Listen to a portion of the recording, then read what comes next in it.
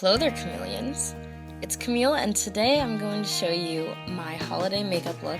This is what I wore on Christmas, and this is actually the day of Christmas that it was filmed in front of my green screen that I just got. Actually, no, I got this like 2 years ago, but I never used, so it's new on my channel, just not new in my life. Anyways, this is the look that I wore on Christmas Day, and I'm going to show you guys right now how I did it.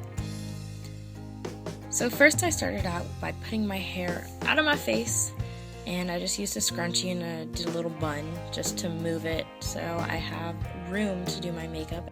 Then I took a primer and I used the Smashbox Photo Finish one, and I mixed it with my Cover FX drops. And what Cover FX drops are just very concentrated foundation drops, so you have to mix it with something, and I decided to use my Smashbox primer because you can use it with either a primer or a moisturizer or whatever. I'm dancing while I'm doing my makeup. I was playing some music. But anyways, I squeezed out some of the primer on the back of my hand, and then I shook up the drops and added it to the mixture on the back.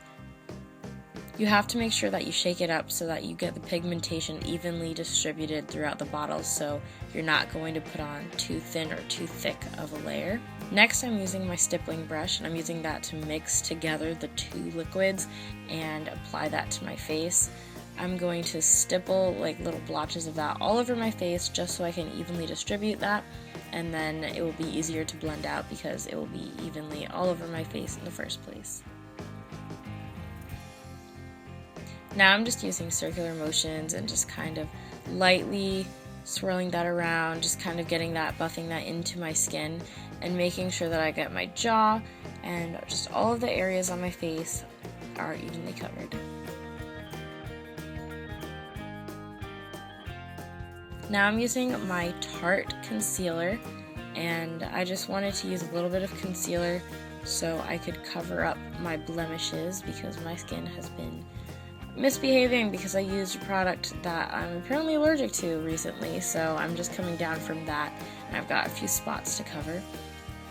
So I'm just gently dabbing that on my skin, just on the dark areas and underneath my eyes. I'm using my fingers for this just because it's easier than using a foundation brush and it blends better. Now I'm using my Stay Matte powder from Rimmel, and this is just a typical powder that's good for everyday use. I'm using that on my big fluffy face brush from e.l.f. that I love, and I'm using that to press it into my face. Sometimes I like to use my fingers on top of it so I can just easily press it into my skin. This is good because it sets the foundation without moving it, and then after I have it set, I can add additional powder to just swirl over so I can blend it and make a nice finish on top. But I won't have to worry about the foundation moving around because I already pressed it in place with the first round of powder.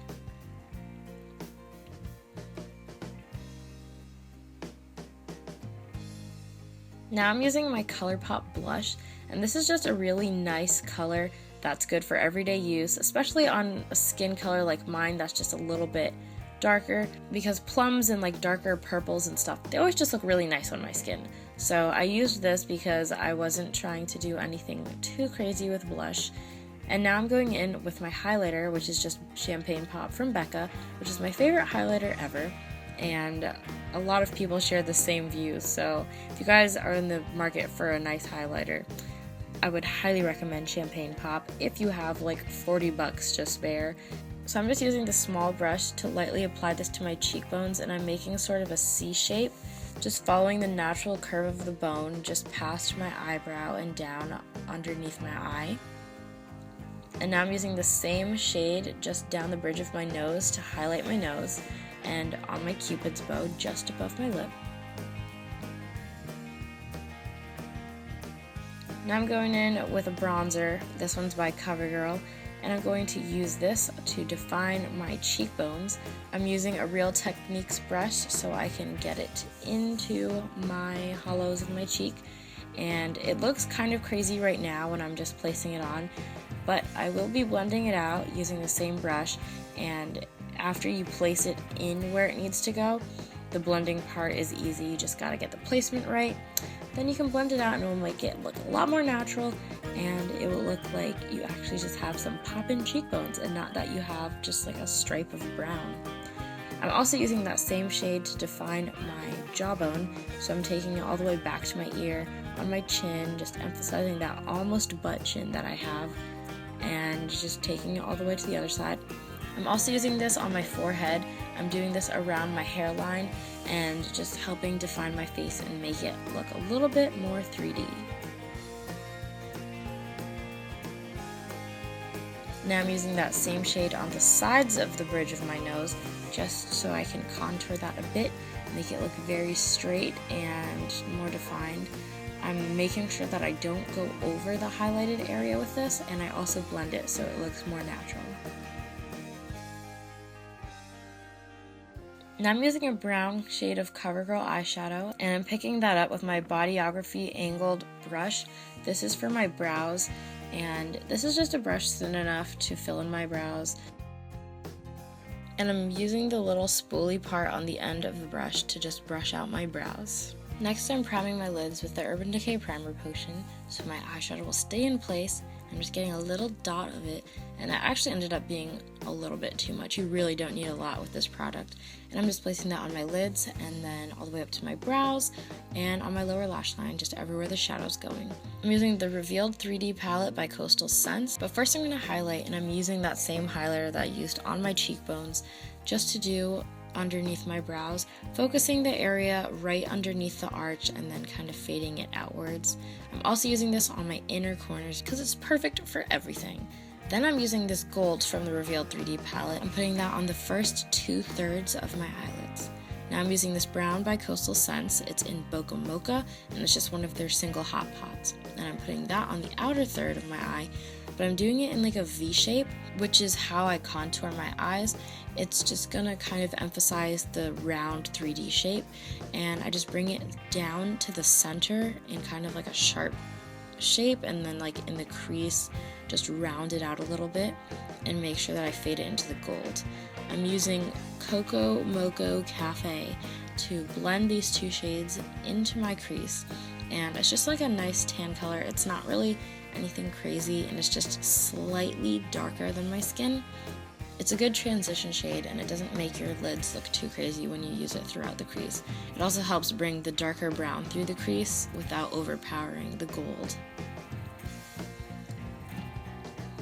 Just make sure that you blend the colors together so it kind of has a seamless gradient.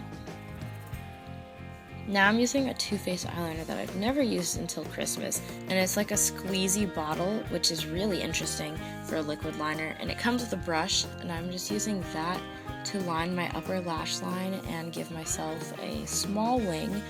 It's actually a lot easier than it seems because the container itself has like a little cup type thing, so you can just squeeze it out straight onto there. For lashes, I'm using Maybelline Lash Sensational, and I'm starting on the top of my lashes and just brushing that downwards just to coat the tops, and then going upwards as normal. I do the second so that my lashes will be sticking up when I finish, and it's just always proven to be a really good way for me to get thick lashes.